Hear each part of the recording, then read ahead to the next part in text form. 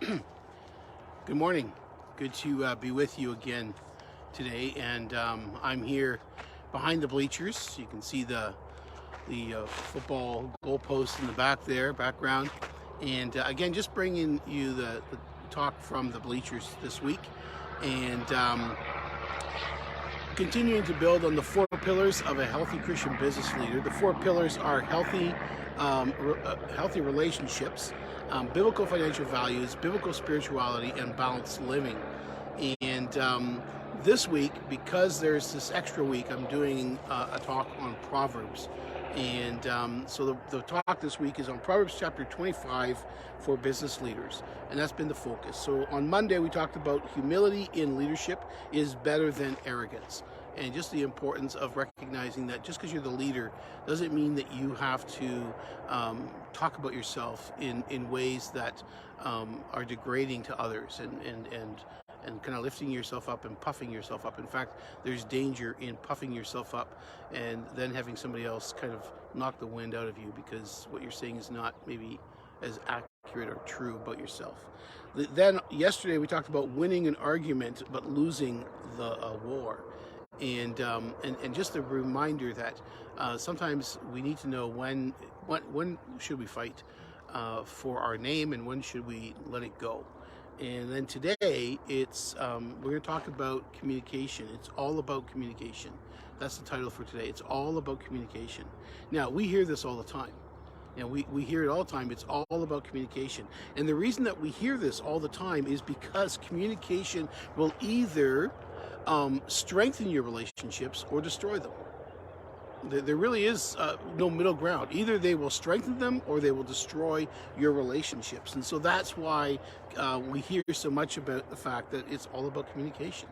And that's true in marriage, that's true at work, that's true with your kids, that's true with people at church, that's true with your neighbors down the street, that's true in the community at large.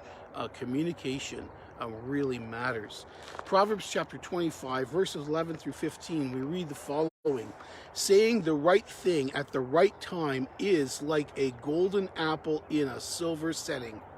Wise advice to a listening ear is like gold earrings or fine jewelry.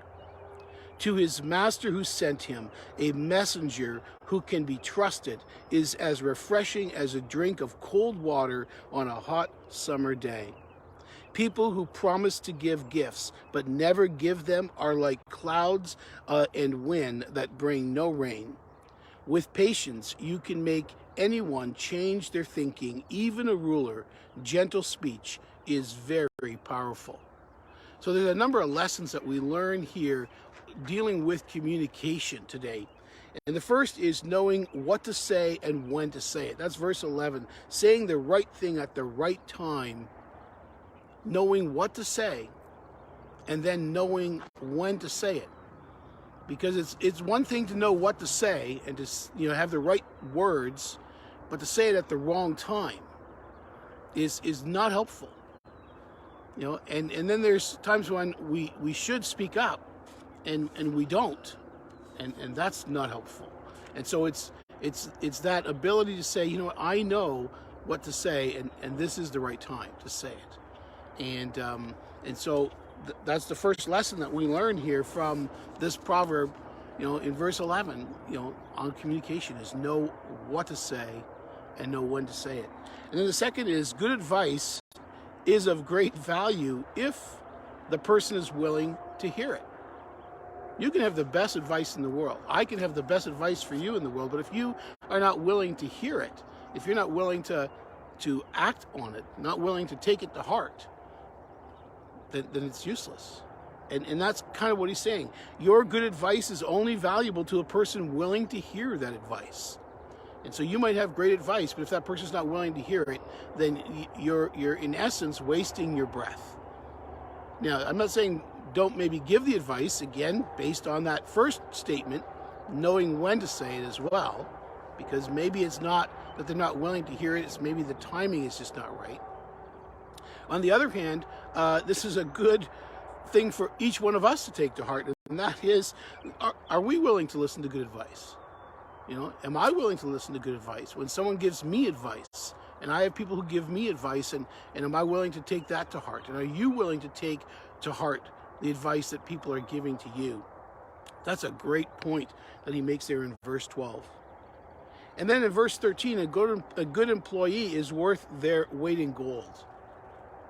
A good employee is worth their weight in gold. This is talking about, the messenger. He sends a messenger and he knows he can trust him.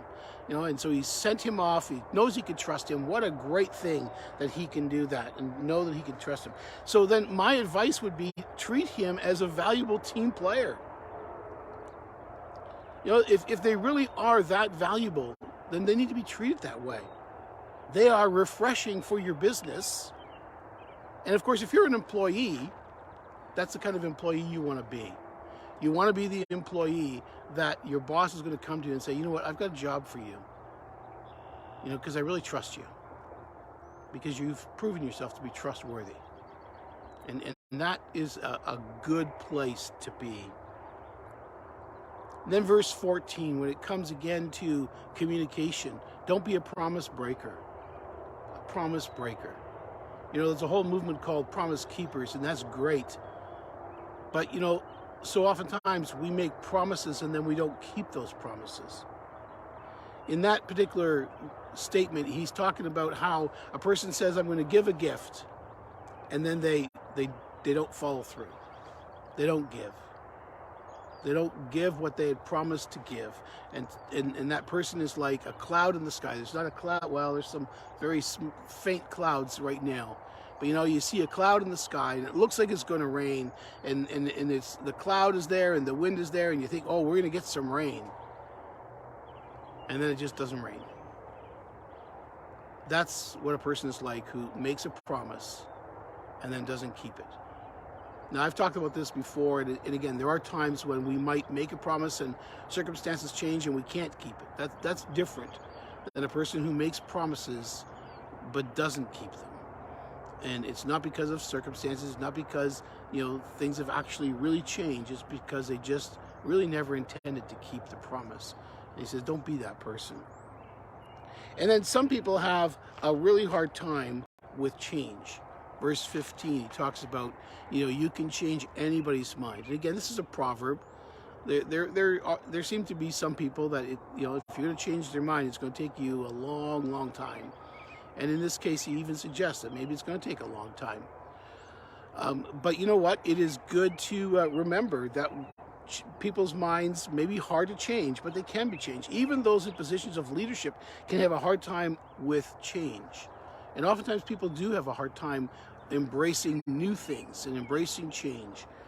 And yet what he says is the way that you get that person to change is not by arguing with them, not by debating them, not by hounding them and pounding upon them, but with a gentle word.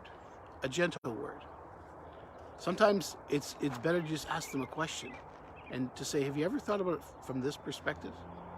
And it's amazing what happens over time when all of a sudden they come to you and say, you know what? And they express to you the very thought that you had been planting in their mind by talking to them gently and just encouraging them to change. And then eventually the change comes, but it might take some time. So today, as you go about your day, how are you at communicating? How are you at communicating?